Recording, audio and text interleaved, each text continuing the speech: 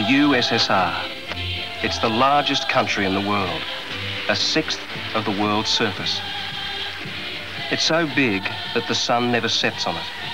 It crosses 11 time zones. When it's dusk in Vladivostok, the sun is already rising in Moscow. So large that while in the north it snows in midsummer, it's hot enough in the south for dates to ripen on the palm trees. A population of more than 270 million. 100 different ethnic groups, 100 different languages, a great variety of people and cultures.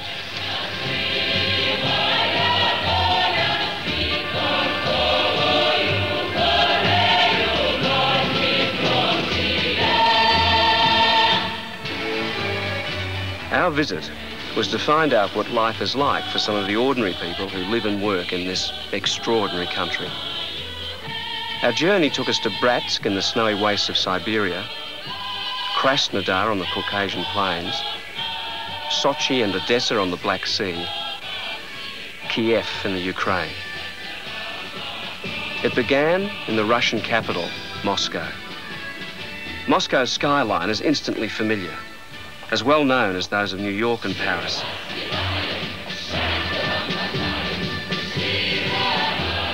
The old Moscow of narrow cobbled roads and small houses has long ago given way to broad streets and high-rise buildings.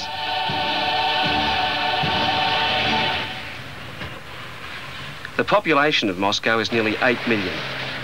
With the generous cooperation of the Soviet State Committee for Radio and Television, we were able to go into many homes and places of work and meet some of the people.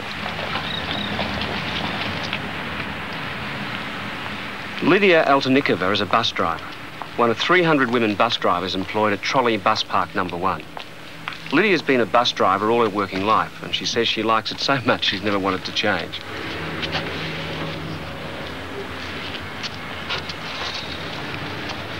Women in the workforce are paid the same as men.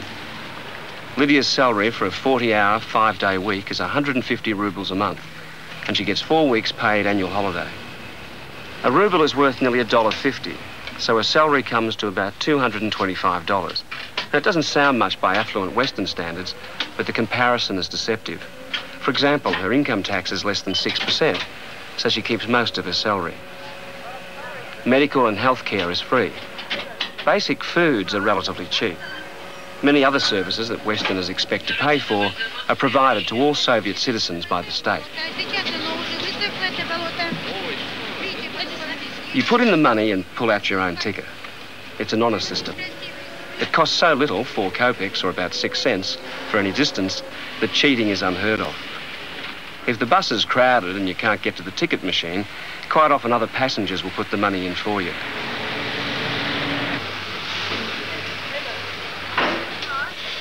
Lydia has lunch at the depot canteen. It costs about 60 cents. Surprisingly, we found that some food is sold at a retail price, below what it costs to produce. This is because prices are fixed jointly by the state and the trade unions, so that basic necessities are cheap, though luxury items like vodka are expensive. A bottle of vodka costs $15.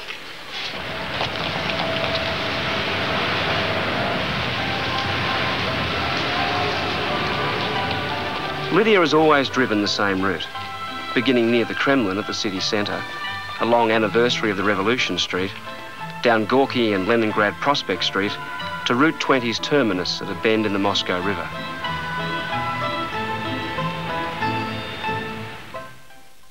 Tonight. Many people own their own homes in smaller towns, but in Moscow it's rare.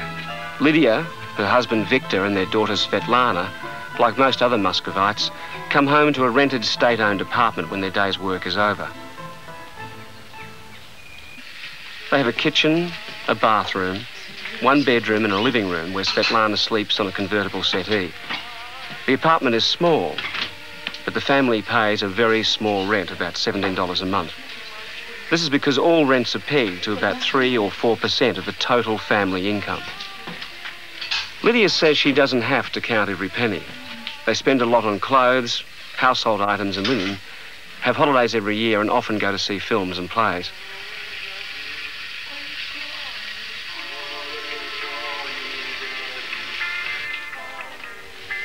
Once a family has been allocated an apartment, they can stay there as long as they want, and it can be passed on from one generation to the next.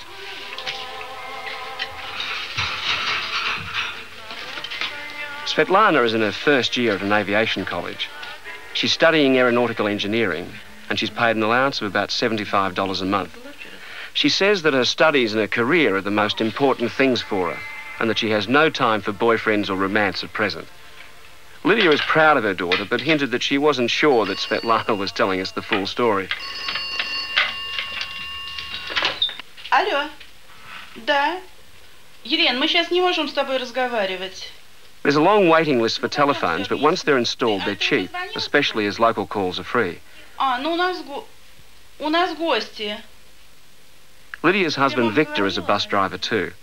He drives a minibus, and tonight he's on the late shift. When he comes home, he'll find his dinner in the oven because she and Svetlana are going to the theatre. Да. Хорошо? Ну все.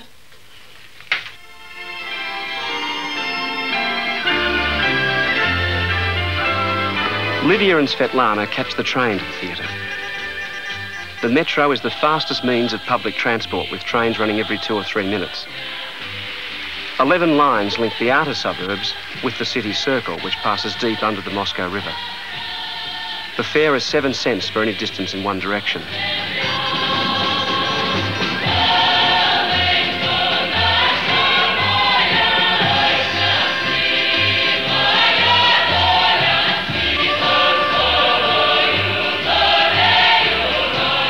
For their spectacular size and rich decorations, the metro underground stations are understandably famous.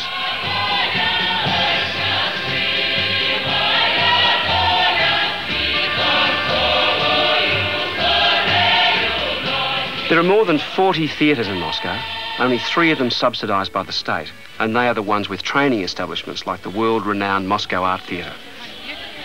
The rest have to rely on the box office take, but tickets are cheap at about $2.50, and Muscovites are avid theatre goers, so the theatres are always packed.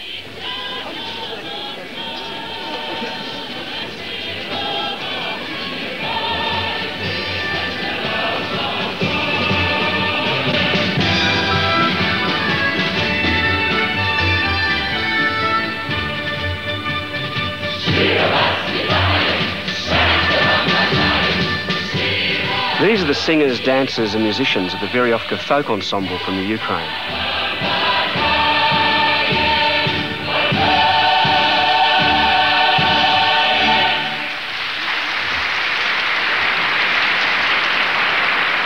The bread and salt ceremoniously offered to the audience as a gesture of welcome is a tradition as old as the rich folk culture they celebrate.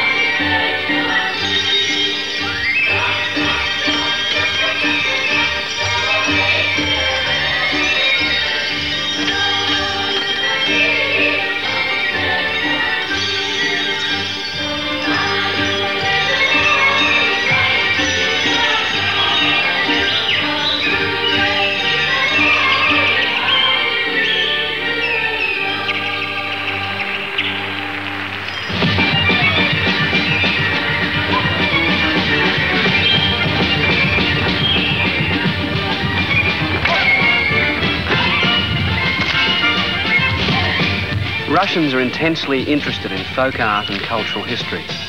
These traditional songs and dances remind them, they say, of the strength and humour and the capacity for joy of the ordinary people of earlier times.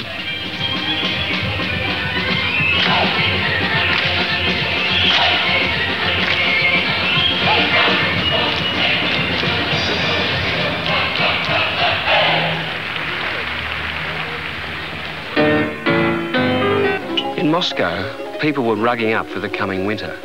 But in Odessa, 1,500 kilometres south, the climate's very different. It's the most popular holiday resort in the Ukraine. About 300,000 visitors come here every year to enjoy the sea and sun or to take advantage of the health resorts.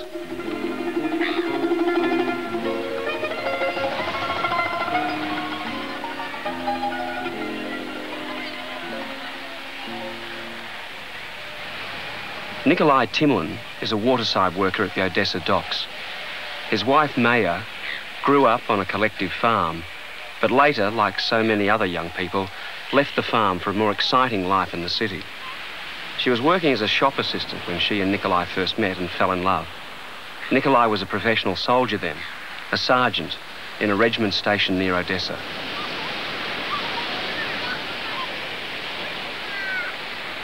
Little Sergei's arrival was something of a surprise, his father says. He wasn't in the family's 5-year plan. Family planning is common in much of Russia. More and more young couples limit their families to one child. Their oldest son, Vladimir, works in a wallpaper factory. In a year's time, he'll be going into the army too. Not so much following in Nikolai's footsteps, but because all young men must do 2 years national service training.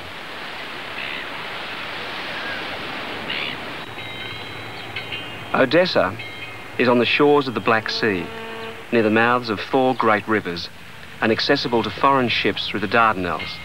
It's Russia's largest seaport. In the Second World War, the German army stormed Odessa, and it was defended desperately for 69 days, but then had to be abandoned to the invaders. Before they were finally driven out, the Nazis almost completely destroyed the city and mined the harbour. But the Russian survivors, mostly women, had the port back in operation in 6 months. It took 10 more years to fully repair the damage. These heroic efforts were honoured by the title Odessa, Hero City of the Soviet Union.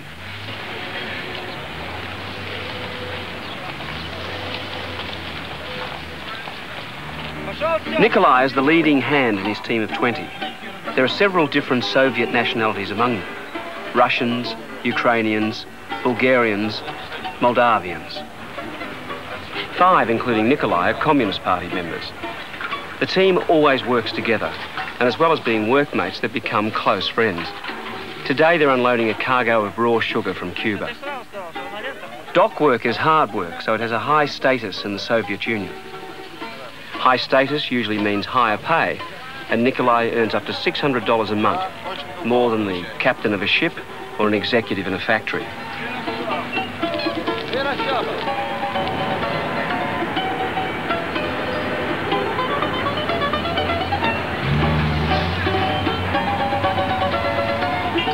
A lot of women work at the dock: clerical workers, cleaners, canteen attendants and machine operators, but they don't do the heavier, higher paid jobs.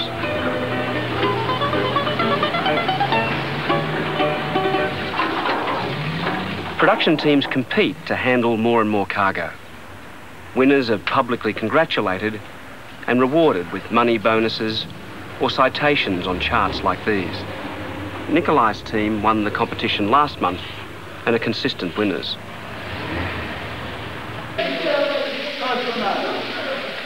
The shift ends at 5 o'clock and the team showers and changes, but they're not going home just yet.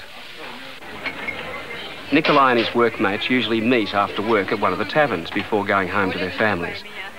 The beer costs about 60 cents for a pint. Now the work unit becomes a social unit. And this was a feature of life we observed again and again. There seems to be no sharp cut-off point between work and leisure. Although they're relaxing here and having a good time, they still talk about serious matters: work targets, work performance. The men themselves are responsible for good work discipline, and they're the ones who'll bring pressure to bear on a workmate who is not shaping up, or offer help if there is a personal problem.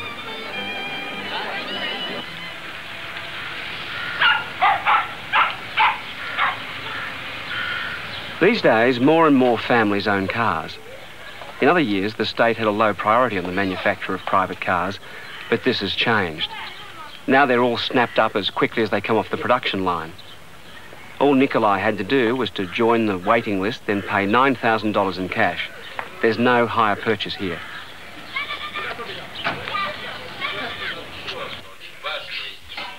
Maya gave up her job when Sergei was born and devotes her time to looking after the family, which now includes her mother, who came to live with them when her husband died. Most families have TV, but Nikolai's $900 colour set shows the high income of a wharf labourer.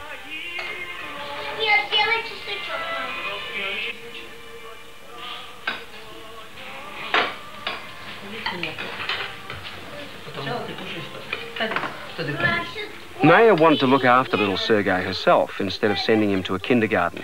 But Sergei isn't happy with this arrangement now. Most of the children he knows in the apartment block go to kindergarten every day. He asks his parents why he can't go too. He says it's not fair. They have all the fun while he has to stay at home. His mother is resigned to the fact that sooner or later he'll have his own way.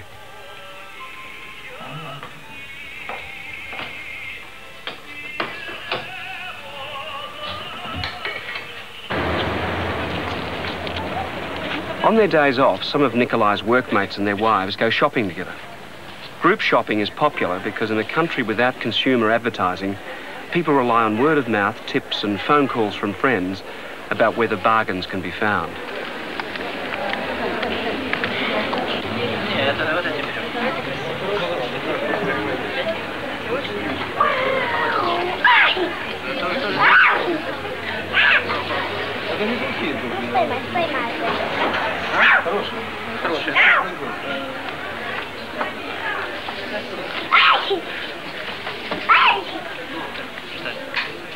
Soviet-made goods have improved in range and quality in recent times. Strongly made, warm clothing is plentiful and easily afforded.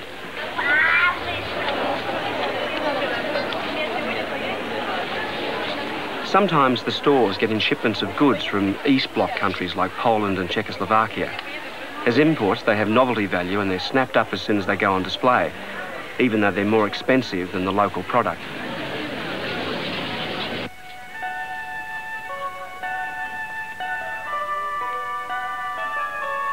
The mild climate makes it pleasant to stroll along Primorsky Boulevard to the famous Potemkin Steps. As well as a permanent circus, there are 6 theatres, including the Opera House, which is said to be one of the finest traditional theatres in the Soviet, along with the Bolshoi in Moscow and the Kirov in Leningrad.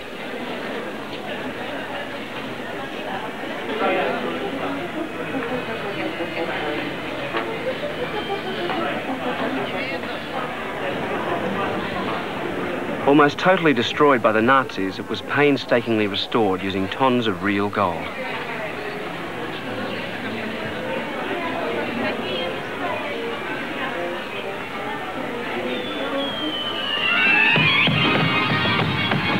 Dancers like these enjoy high social status too, with incomes well above the national average. Outstanding performers are rewarded publicly with titles like Honoured Artists of the USSR, and they often receive salaries that would place them in the wealthiest class of their society.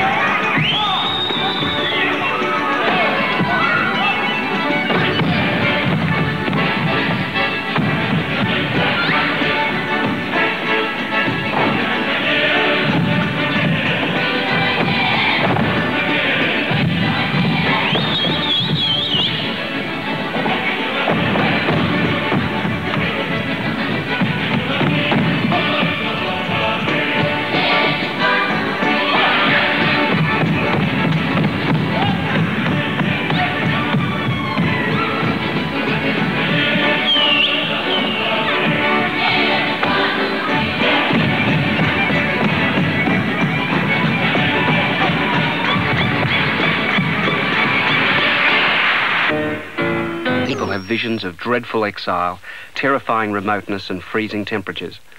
Siberians will look at you with stunned disbelief if you put that idea to them, and they'll ask, remote from what? But it's cold, all right. In winter, the temperature drops to 50 degrees below zero. Today is just 13 below. However, that doesn't discourage this family from a picnic and a bit of duck shooting in the forest, or taiga, as it's called. Охотники стреляют. Выстрела. Only a small number of Soviet people, about 6 in every 100, are Communist Party members. Maria Konyukova is an important and active party member, and she has received the Soviets' highest honour for her party work, the Order of Lenin. Maria and her husband and son, both named Nikolai, and their friend Vitaly Mazurenko, all work at the Bratsk timber complex. But like most Siberians, they see life here as more than just a home and a job. They say it's a challenge. The men and women who come here to explore the country, to build the new bridges, dams, railways and factories, have a true pioneering zeal. They say it isn't a soft life we've chosen, it's a testing life. What we achieve is for the future, for the good of everyone. This is their belief, and the belief inspires them. The rigours of the climate are positively beneficial, according to Nikolai. He says, a thermometer that goes up and down like ours does prepares us well for the ups and downs of life. The Irkutsk region is immensely rich in timber and mineral deposits.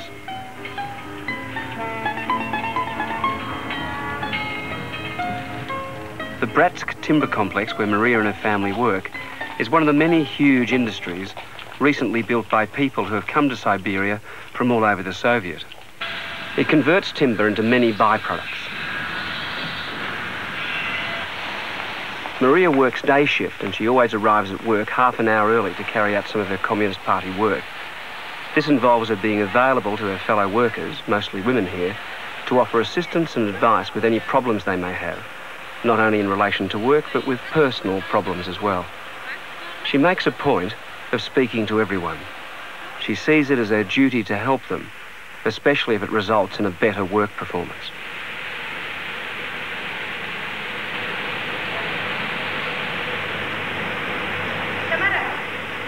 Maria is in charge of one of the control rooms which direct the operation of 2 enormous plants which convert timber to cellulose. The plant is highly automated using technology imported from Sweden. Her son Nikolai started work at the complex when he finished his 2 years national service training. His mother and father say they'd like to see him get married and settle down, because they'd like to move on to a new pioneering development at Ust-Ilimsk, but he says he's enjoying his freedom too much at present.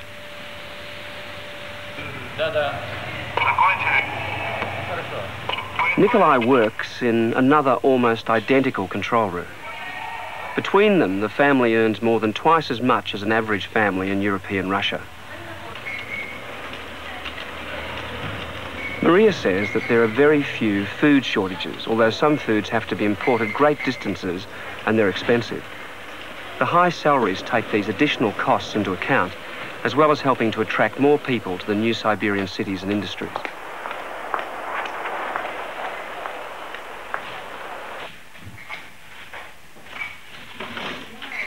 Vodka is regarded as an expensive luxury in some parts, but the climate here makes it a necessity, so Nikolai claims. The family lives in a 2-bedroom apartment on the top floor of a 5-storey block near the centre of the city. As usual, the rent and running costs are low, and the rooms are small, but it's comfortable and adequate.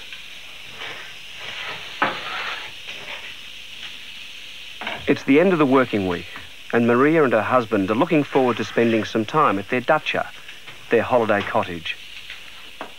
Maria's preparing some food to take with them. That's if Nikolai can sort out a problem with the car, which is cold weather cranky. But he's a very good do-it-yourself mechanic.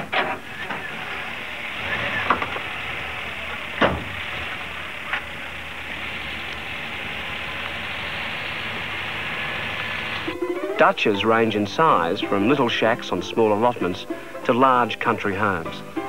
Land is allocated by local authorities and the houses are privately built and paid for. They can be bought, sold or exchanged, but owners have no title to the land itself. Maria and Nikolai spend many hours in the garden. It's their favourite hobby. During the short growing season, Maria likes growing fruit and vegetables, which she can pickle or preserve.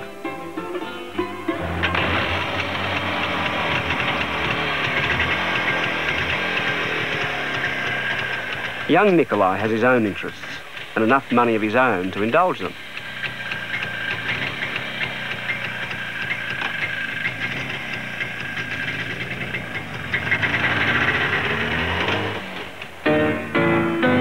In the Russia, one of the city's two main hotels. There are many cocktail bars, nightclubs and discos too, where young people enjoy each other's company. But there's no real notion of a teenage cult, or even of a young generation, which is somehow different and apart from the rest of the community.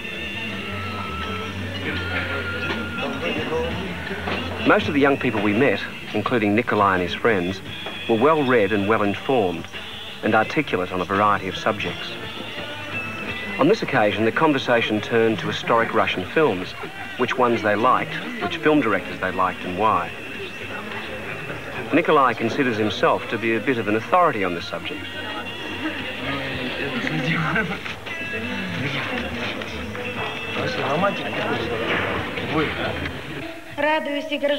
Looking after a household, holding down a full-time job, plus her Communist Party commitments, keep Maria busy.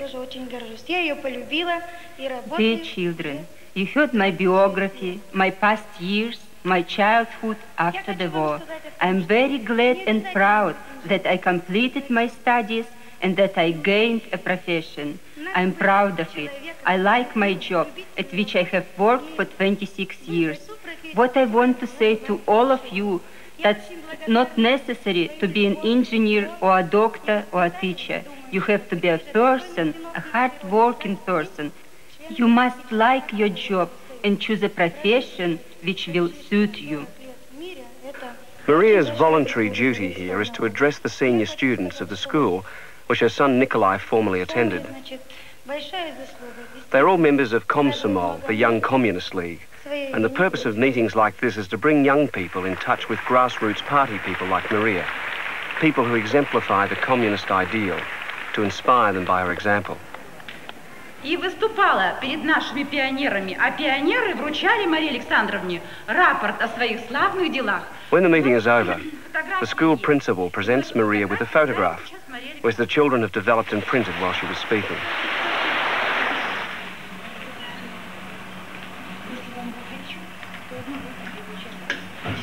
Maria gets ready for another of her social duties, but she qualifies this by saying that it will be really more of a pleasure than a duty.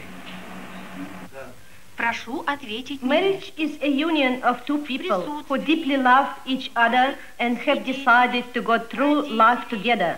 The family is the most important unit of the Soviet state. Soviet law protects and honors the family. With the entry into the marriage bond, you are gaining new civic rights and also new civic responsibilities. The main moral principle of the Soviet family is the sense of responsibility for happiness and life. I ask you both to come to the table.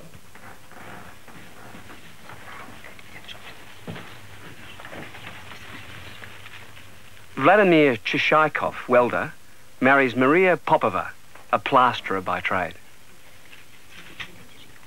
Maria often represents the Soviet District Council at events like this, which are important to the ordinary people.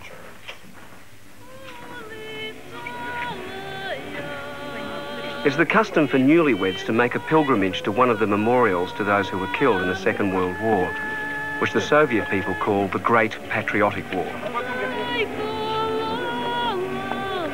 Memories of the long-ago war are still very vivid in the minds of the Russian people. It wasn't until later that we began to understand why this was so.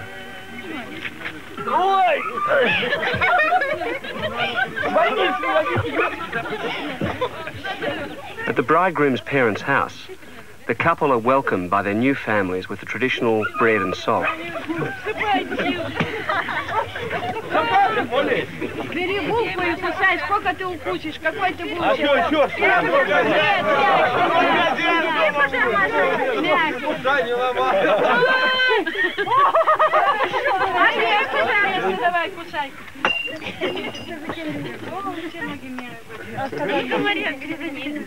Это не огурцы. С другой стороны. О, тогда...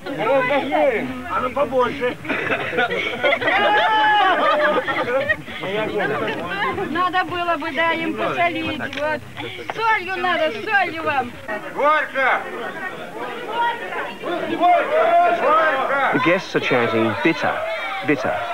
The ritual signifies that the vodka needs sweetening and that the young couple must sweeten it for them with a kiss.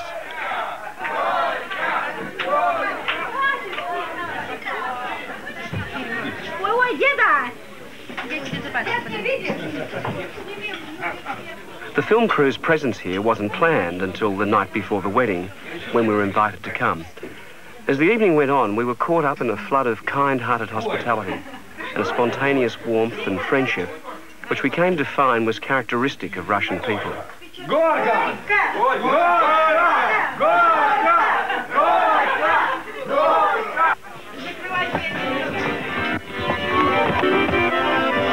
In any society, Maria would be an extraordinary woman. She has no secret power, earns no extra money, lives in a house no better than anyone else's. But her wholehearted involvement in voluntary social work, her zest for life, and her commitment to her communist ideal seems never-ending.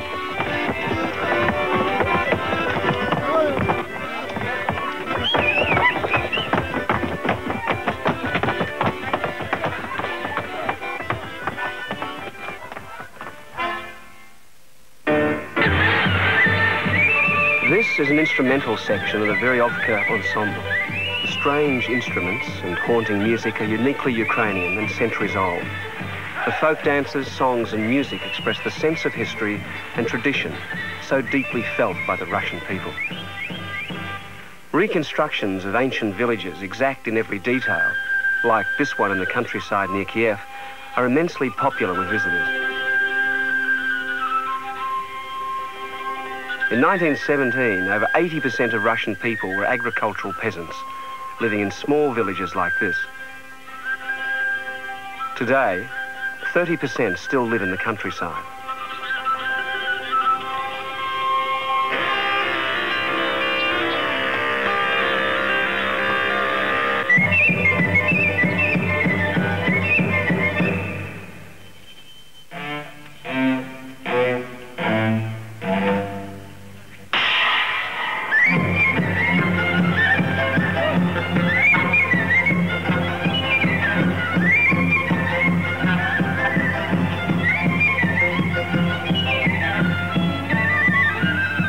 Collective farming dates back to the first five-year plan in 1929. In the beginning, progress was slow. The collectives were too small and too numerous. Some people were reluctant to share their few possessions. But a government, committed to rapid change, began a determined drive to improve conditions, first by paying higher prices for the produce, amalgamating small farms into larger, more economical ones, providing modern housing and services, and above all, by the introduction of intensive mechanisation. This equipment is owned by the Belarusian farm collective called Novi Put, which means the new life. It's an amalgamation of 25 older style collectives into one farming community of 1,000 families.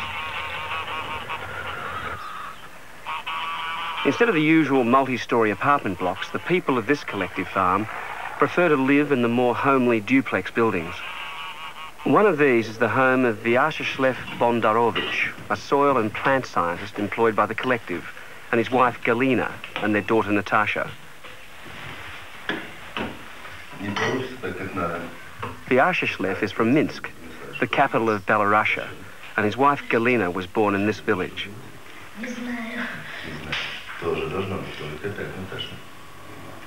The Soviet government claims that not only is every citizen guaranteed a job, but now with advanced socialism, husbands and wives are both guaranteed jobs in the same district. This wasn't always so.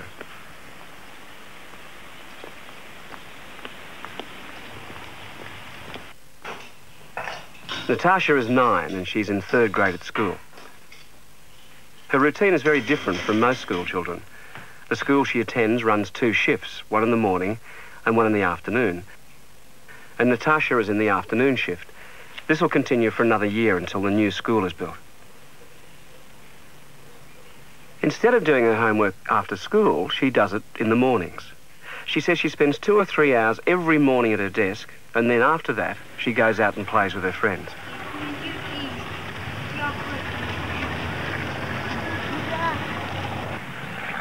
Winter has set in early in Belarusia, and the potato crop must be quickly harvested before it's frozen in the ground, which happened the previous year when there was a sudden, unexpected freeze. This collective farms about 7,500 hectares, about 18,000 acres, and it's very profitable.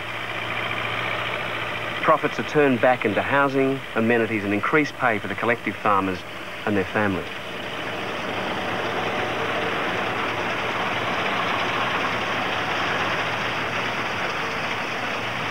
There are 15 mechanical harvesters, but still some potatoes are left behind, and these college students pick up the rest by hand. It's a tradition for students to spend part of their vacation working at one job or another. These students said that it wasn't just for money, though that was important, but they said it was a chance to experience real life, to make new friends and to do something practical.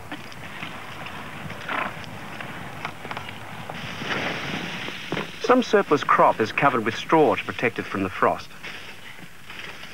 They say that Belarusian farmers have over 100 recipes for potatoes, including a very potent and illegal home-brewed vodka.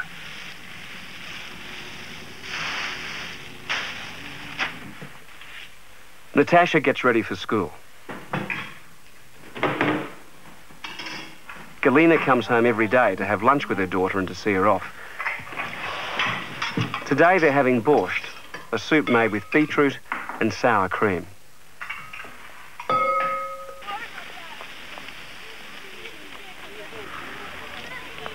Afternoon shift at school starts at 2:30 and ends at 6. Natasha says she'd really prefer to go to school in the mornings, but she explains that morning shift is reserved for the children who come in from the outer districts by bus.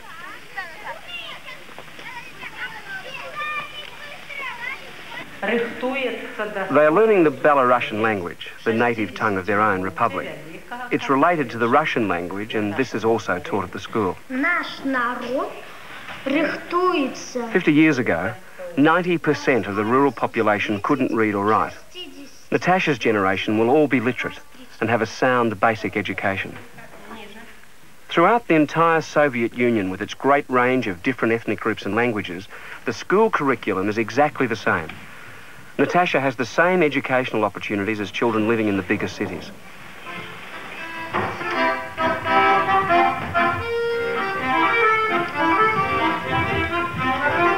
For working mothers, preschools and kindergartens are essential.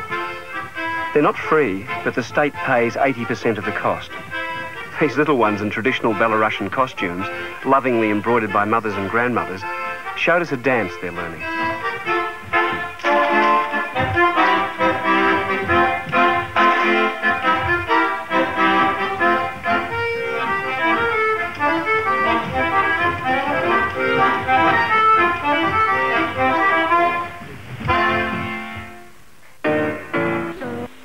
Kuban is between the Black and Caspian Sea. The climate is warmer here, and the fishermen from Planirovskaya village make an early start. The morning promises a lovely day. Work starts early at the bakery too, and the irresistible smell of fresh baked loaves is everywhere. Wheat is the main crop in the Kuban district, so the bread here is mostly made of wheat flour, and like Soviet bread everywhere, it's cheap. These loaves sell for less than 10 cents to the local people, and they're much appreciated in nearby towns where they sell for twice as much. 200 years ago, Catherine the Great gave the land to the Cossacks, the fierce soldier farmers who had settled here. In return, they promised to go into battle at first call, which was how the famous Cossack cavalry began. The village today is the centre of a large farming enterprise, the Kirov Collective Farm. It provides a livelihood for 13,000 people, of whom 2,000 are retired pensioners.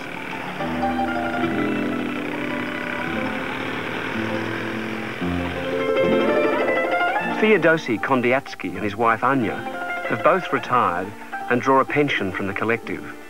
Retiring age is 60 years for men and 55 for women. People may continue to work if they wish without their pension being affected, and Feodosi likes to work a few hours a week as a watchman to continue in the mainstream of life, he says. Both are old enough to remember the terrible hardships endured by their parents before the revolution. People were just serfs then, Feodosi remembers. They could be bought and sold with the land they worked on. After the revolution, times were still hard for a while. Then collective farming came in. Getting it started, Feodosi says, was hardest. People weren't used to the idea of putting their cow in with other people's cows. They're afraid it would fail. But when some of us tried it for a while, others could see that it was the best way, and they wanted to come to the collective too. Sharing the work, sharing the good with the bad, made things better. Anya says, things are good now, never have been better. You should ask the young ones. They'll tell you. They wouldn't want the old days back, believe me. Beside the main crop, wheat, other produce is grown in the Kuban district. Barley, melons, tobacco, corn and sugar beet. The hard-working chairman of the Kirov collective is Khamed Bargov. Despite a heart attack last year, he hasn't slowed down much. He keeps in contact with every section of the cooperative by radio, and he coordinates all the operations. The wheat harvest is finished, and his main concern now is the corn crop. Today is the last day of the corn harvest, and the teams have been working long hours to bring it in on schedule. Khamed is on a fixed salary, and he earns about $600 a month, which is about the same as the director of a large factory. The farm machinery operators are highly paid. The tractor and combine harvest drivers and the mechanics earn as much as skilled workers in the cities, up to $375 a month. The workload varies a lot during the year. It's intense at harvest time, but less so at other times, especially in the winter. But pay packets are averaged out over the year so that workers can plan their household budgets, and with any luck and a good crop, there's a lump sum bonus at the end of the year.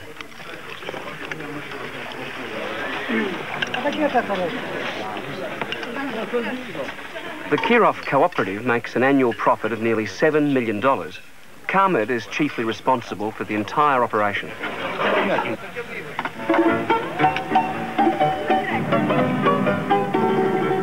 Later in the day, he gets some good news. The harvest is in and on schedule.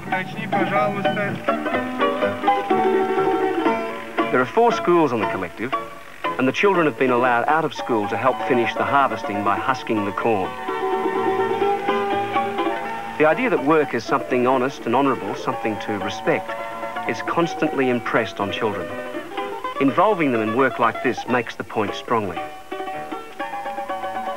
As well as being paid for their work, every school class has been given a production target, and the winners will win a week's holiday to Moscow and Leningrad to visit the theatre, art galleries and museums. There is a great interest in cultural things, even in the remote farming areas.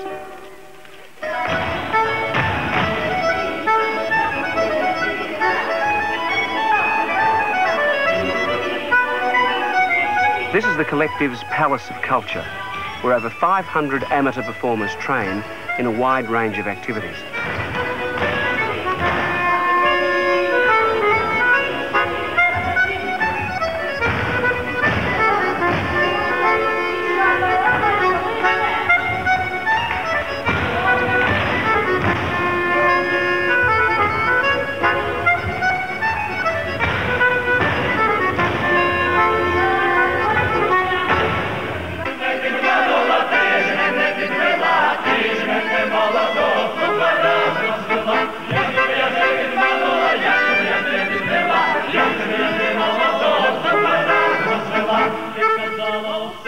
It's an old Cossack song that tells a story about a village boy and unrequited love.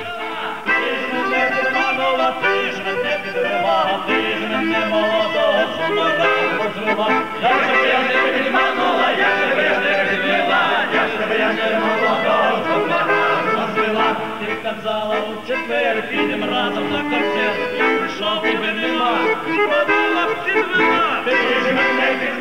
is the collective's Cossack choir, and one of its most enthusiastic members is Feodosi Kondiatsky.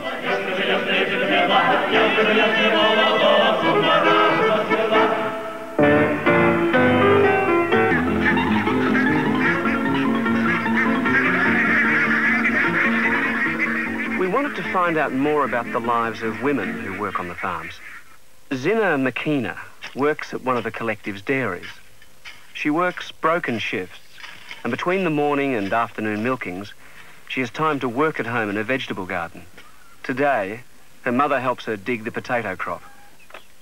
Zina's husband, Nikolai, a tractor driver, has already left for work, and her 9-year-old son, Victor, has gone to school. Every family here has a privately owned garden producing vegetables for their own use, and if there's a surplus, they sell it to add to their regular income. With winter coming and the short growing season over, Zina stores the potatoes safely under the floorboards in her son's room.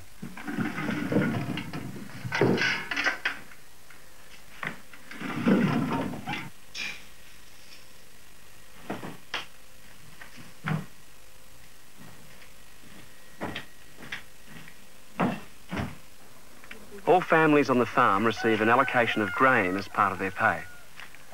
The government encourages the development of these privately owned enterprises, and considering that they produce over a quarter of the country's fruit, vegetables and eggs, it's easy to understand why.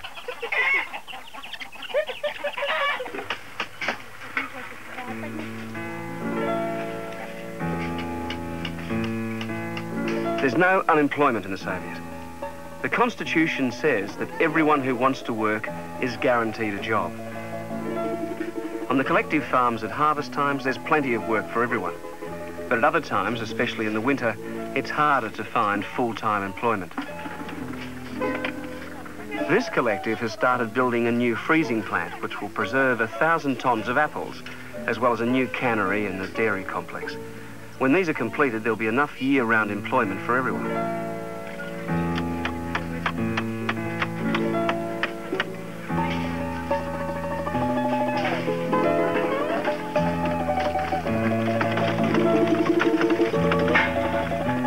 The collective shopping centre is small, but there's a food store, a beauty parlour, a pharmacy and a general store. We were told that there was a waiting list for only 2 items in short supply.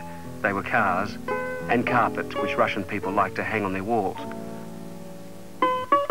Krasnodar, the capital of the region, is only 80 kilometres away, about an hour's ride on the bus. People from the collective often go into town for a day's shopping. Women come to sell flowers and other produce from their gardens.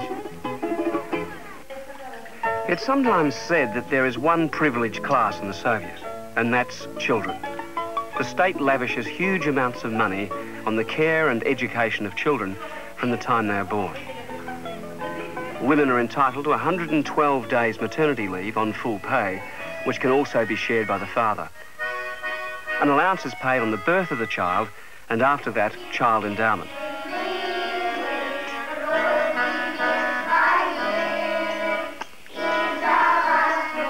For women who choose to work, and 80% do, preschool childcare is essential. The demand is increasing and many new creches are being established, but there is still not enough.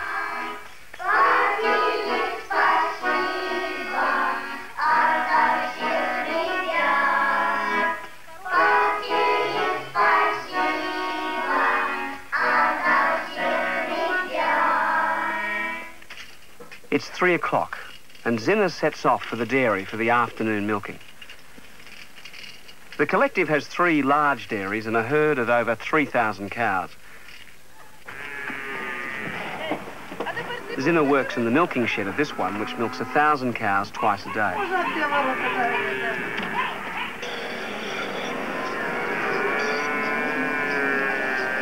Most of the milk is sold to the state, but once the state quota is met, any extra milk can be sold privately by contract for much higher prices.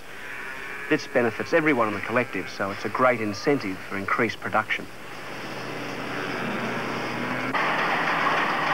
The milk bought by the state goes to a condensed milk factory in a nearby town, Karanovsk, where about 500 employees turn out 50 million tins of condensed milk a year.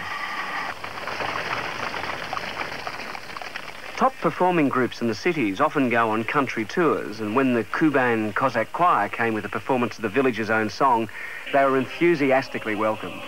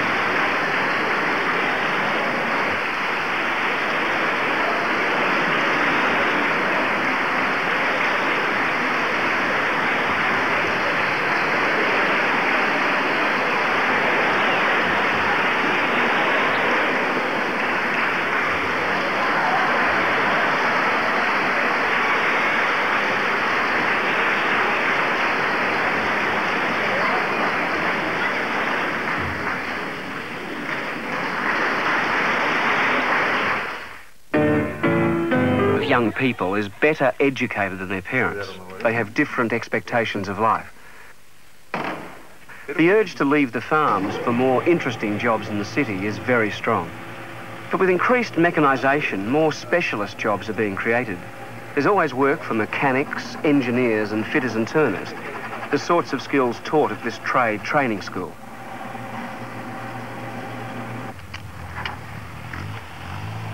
Vladimir Bortnik was a farm labourer when he began his trade training, and now he's a qualified electrician.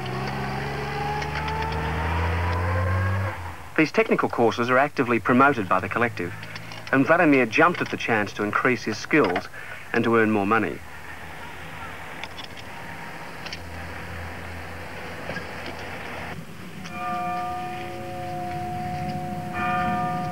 Vladimir and his family live in the older part of the town, in the house that belonged to his parents.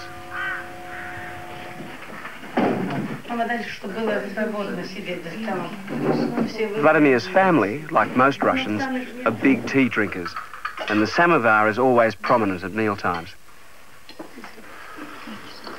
His wife, Marina, is a teacher at the collective school, and their daughter, Liena, 16, is a student at the same school. Her grandmother, Babushka, lives with them. Пожалуйста, мама, налей чашку чая, и бабушке тоже. There's another daughter, Tanya, who's 5, and she's announced that she's not feeling well and she's gone to bed. Her father says she's not sick at all, just shy. Whatever the reason, her mother couldn't coax Tanya out of her bedroom.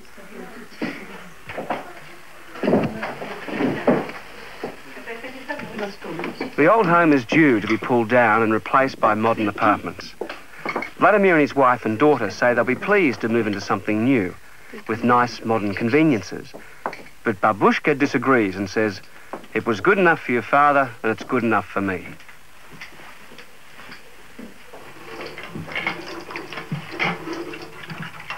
The washing up is one of Liena's chores.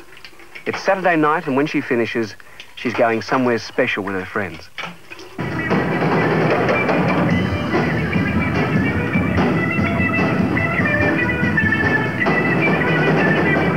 They call themselves the Red Rockers. It's a sound that's familiar to young people all over the world, but it would have been frowned on once as Western decadence, especially by older people. But young people usually get their way, and today it's easily accepted.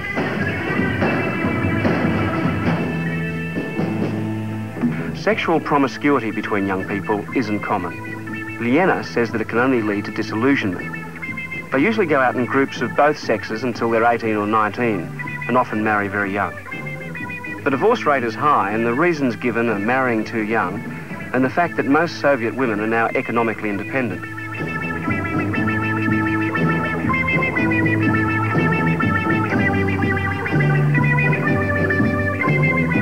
The themes of courtship and rejection are universal ones, and they are also the subject of a well-known, light-hearted Russian folk dance.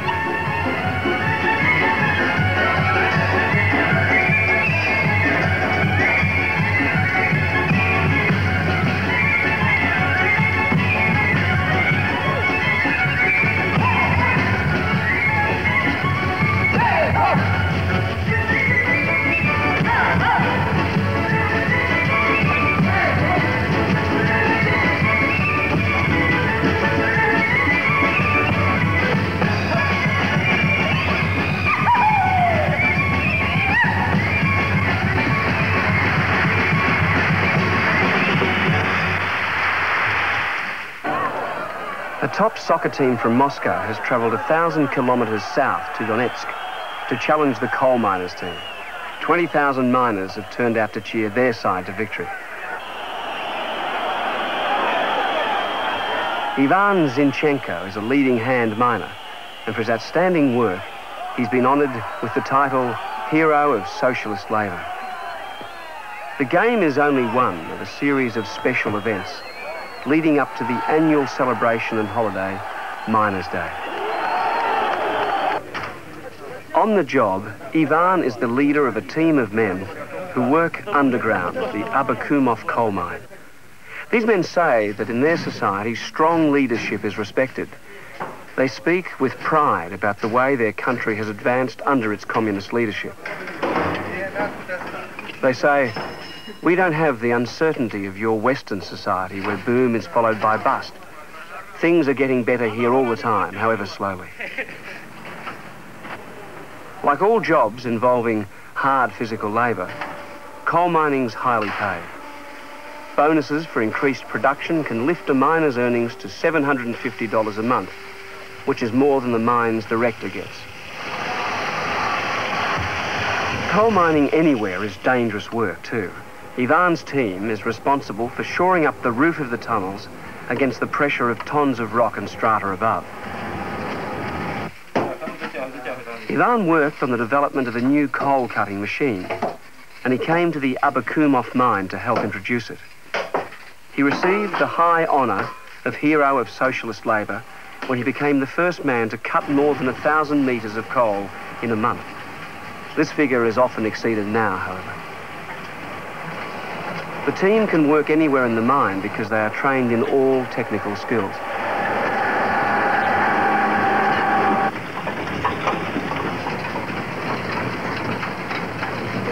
Coal miners are entitled to retire on a pension at 50 years of age, 10 years earlier than other workers. Ivan has turned 50, but he chooses to work on, and he receives his pension of $240 a month in addition to his ordinary salary and bonuses. Production goes on around the clock, 24 hours a day.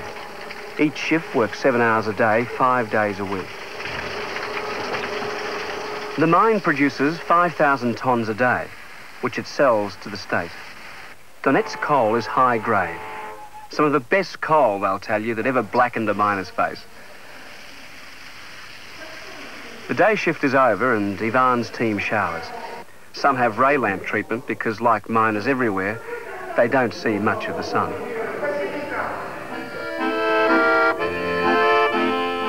In the late afternoon, there's a last-minute dress rehearsal of the Donetsk amateur dancers who will perform tomorrow on Miners' Day. These sons and daughters of miners wear traditional costumes which they have made themselves.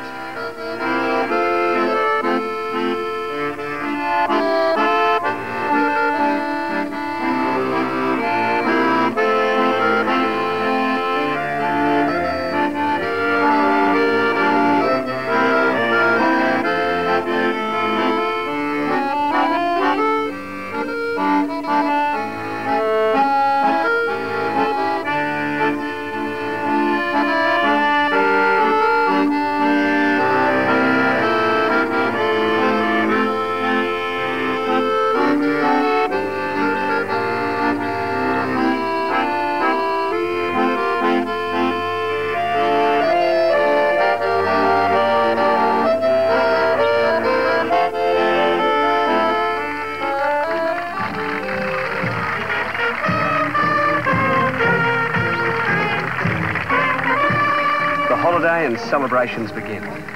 There'll be amateur entertainment, speeches, bands, food and drink, and of course, the awarding of honour certificates and medals to miners who have earned them by outstanding work records.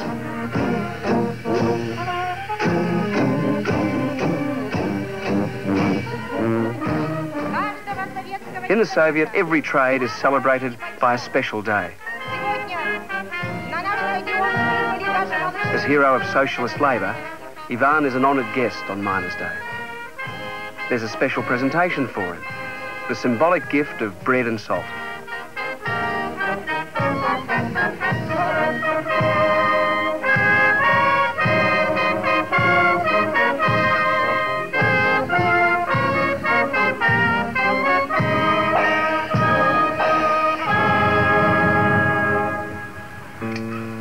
Ivan was allotted his house in 1965.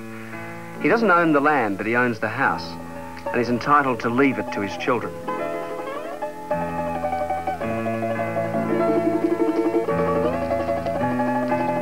Ivan's two married daughters, Tanya and Valentina, with their husbands Valery and Valentin, have been invited to Ivan's home for lunch.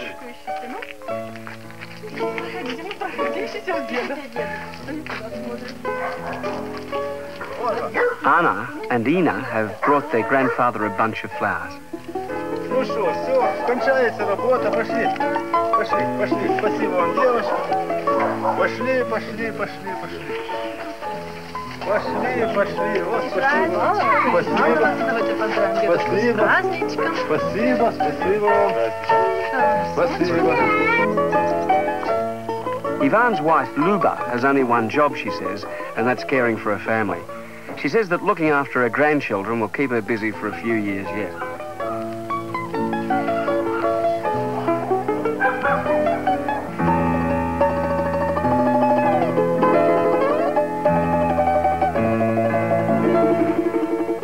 Both daughters work.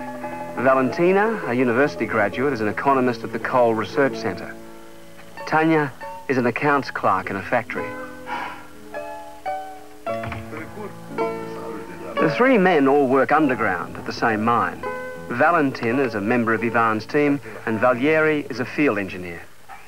Working life extends into social life and even into family life too. Спасибо. Ну что? Я хочу с вами лет через 50 встретиться. За этим столом подожди праздник. Так, ну давай. За все наилучшее. To sit around a table with family and friends, to eat and drink together through the afternoon and into the night, is something that's at the very heart of family life anywhere in the world. The food is delicious and there's plenty to eat and drink, but what really matters is the conversation, the sense of family closeness and the warmth of the mood.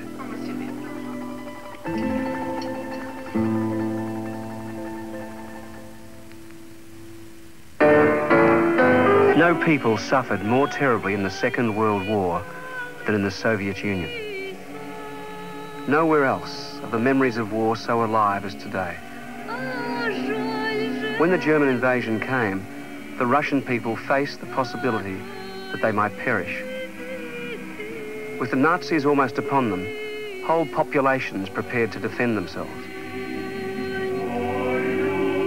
The catastrophe was on a scale that defies description.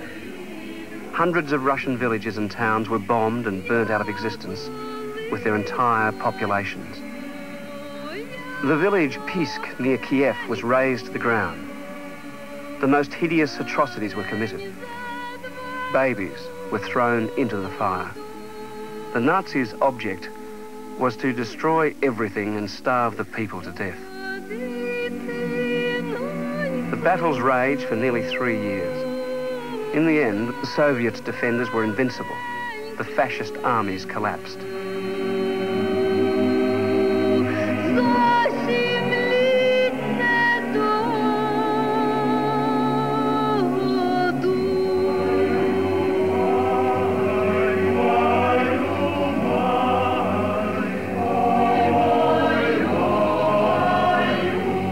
As the Soviet soldiers advanced, they saw what the Nazis had been doing. They murdered partisans. They murdered communists. They hunted out and murdered Jews. They murdered civilians, women and children. As they retreated, they just murdered. The nation was saved by its soldiers and its people. But in the earth, never to welcome the coming of peace, lay 20 million dead. No wonder they say such things must never happen again.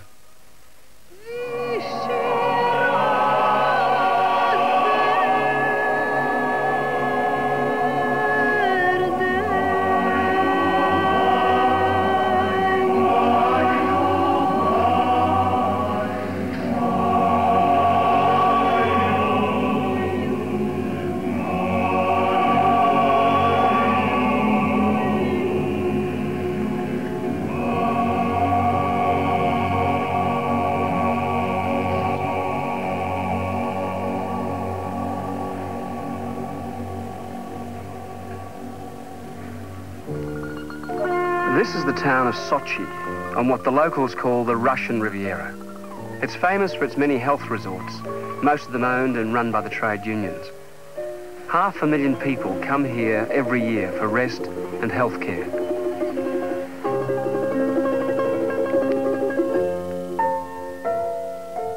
Vladimir Samakeshev was shot through the head, leading his platoon in the battle for the liberation of Belorussia. Losing the sight of his eye put paid to his ambition to be a surgeon. Instead, he's now chief doctor at one of the health resorts. He considers himself lucky.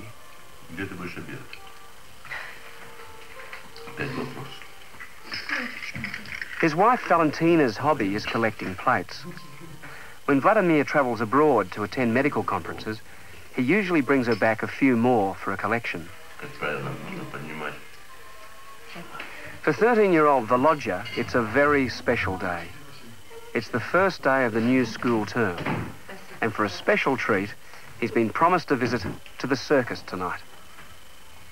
At breakfast, they discussed whether he'd have his main meal of the day at school or at his grandmother's house. Volodya said he'd do both because Grandma always makes him eat something whether he's hungry or not.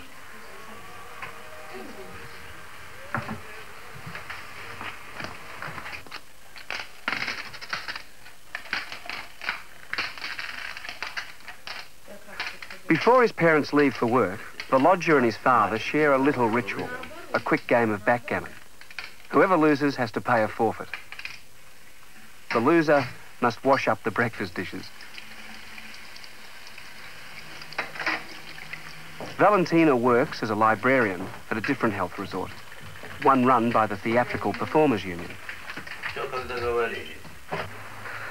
Vladimir's job rates a chauffeur-driven Volga sedan, and he drops Valentina off at her work before going on to his own. Soviet citizens pay as little as $1.50 for a shared room in a guest house here, and foreign tourists with hard currency have to pay up to 10 times as much. With its ideal climate and relaxed atmosphere, it's easy to see why it's so popular.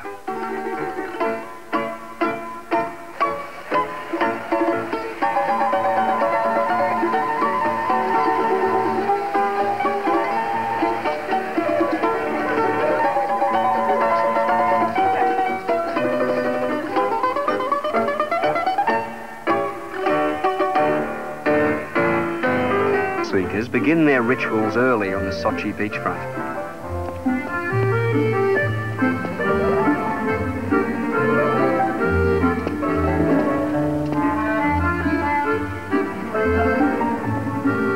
At home with the washing up done, Volodya gets ready for the first day back at school.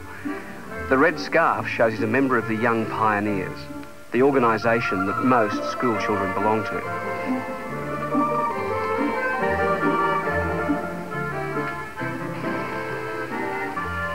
Vladimir has been head doctor at this health resort for 11 years.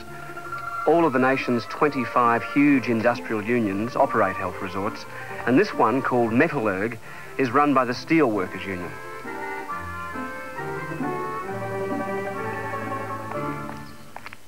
Vladimir begins his tour of inspection immediately.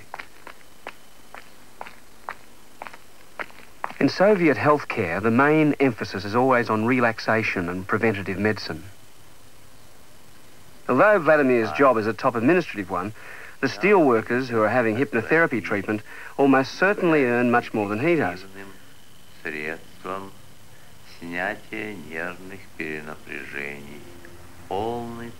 To stay here costs about $8 a day, including full board and treatments. For medical staff, the pay begins at about $175 a month, rising to $200 and more for higher degrees and specialisation. A top salary for a doctor of medicine would rarely exceed $3,000 a year.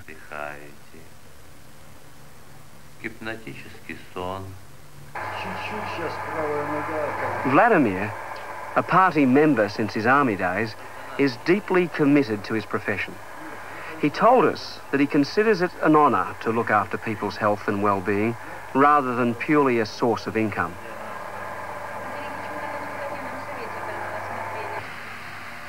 Surgical and dental clinics are available for the care of the 350 guests. There are 26 fully qualified medical staff here, and 24 of them are women.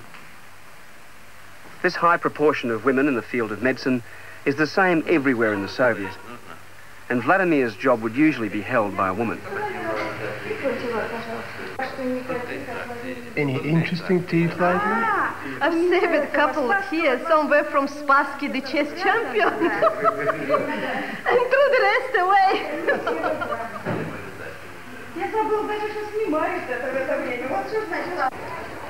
On September the 1st, when school starts again after the summer holiday, it's the custom for children to bring a small present for their teacher.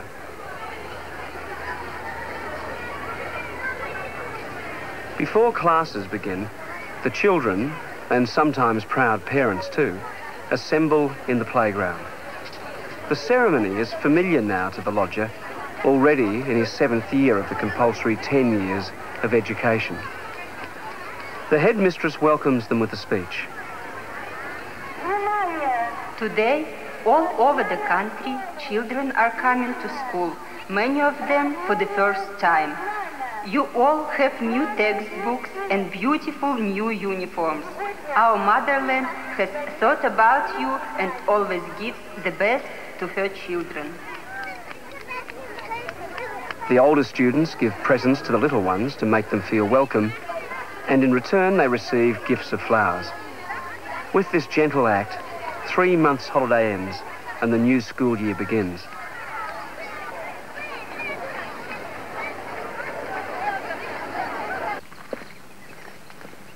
This is the Theatrical Performers Health Resort where Valentina works. She says she likes her job and enjoys meeting the famous actors, singers and dancers who come here.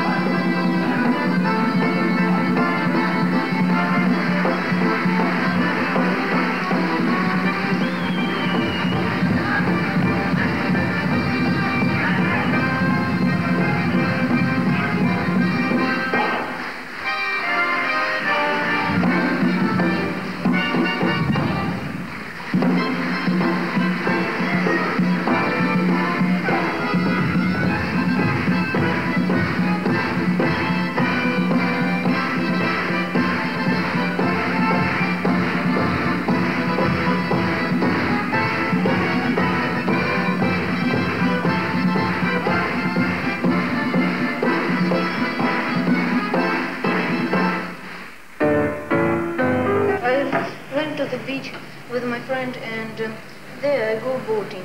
I went boating. I enjoyed my summer holidays because it was very interesting, and I can every day went to, and I could every day went to the beach. Could go to the beach every day. Yes, all right. Now, children, last year we spoke about London. First of all, what's London? The school that Volodya goes to runs a special course in English. London is situated at the British Isles. On the British Isles. Now, children, I want you to put on the earphones, and we shall listen to the Linderpool course about London. And later... Schools are co-educational at every stage. The educational system is very demanding, with lots of homework, firm discipline and long hours. Ready? Children attend school 5 hours a day, 6 days a week.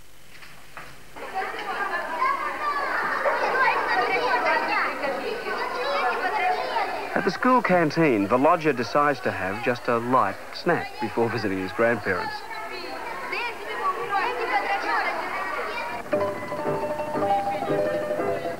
Like everywhere else in the Soviet, a bus ride costs just 6 cents. There are no slums in Sochi. The city is too new for that, and this is the result of special emphasis in the last 5-year plan.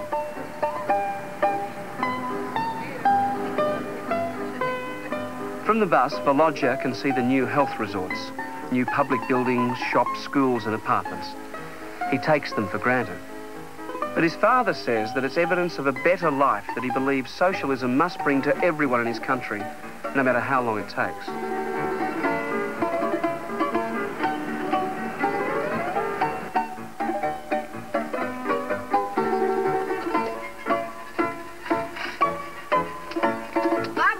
In a little house tucked into the hills beyond the city, Volodya's grandparents live. He comes to see them nearly every day. His grandmother used to look after him when he was a baby, when his mother went to work. His grandfather came to Sochi when he retired 12 years ago and he built this house. His uncle Alexander, a mechanic by trade, also lives here with his new wife Luba and their 4-month-old baby Liena. Luba is a typist, but now she's on a maternity leave. When she starts work again, Grandma will look after Liena, just as she once looked after Volodya.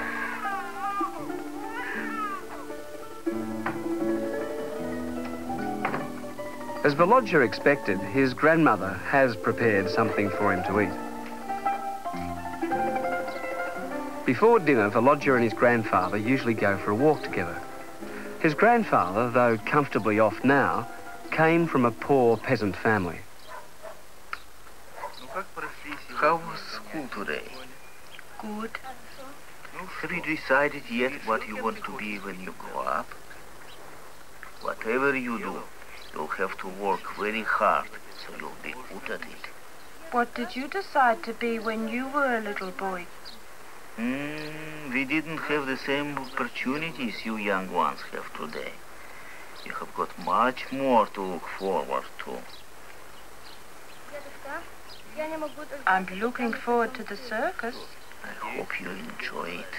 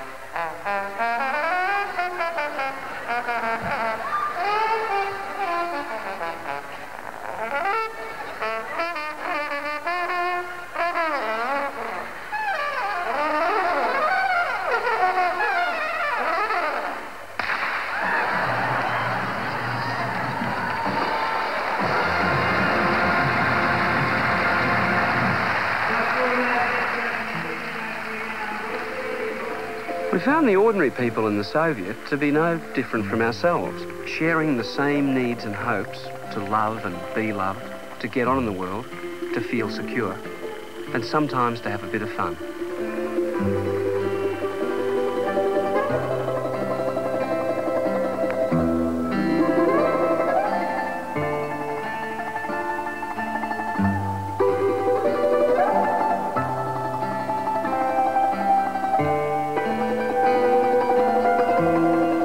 We invite you to stay with Tin now for the golden years of Hollywood. Tonight, Errol Flynn stars in The Charge of the Light Brigade, followed by Frank Sinatra in Higher and Higher. And at 6:30 tomorrow night, John Law's World brings you the exciting premiere special, Mississippi Challenge.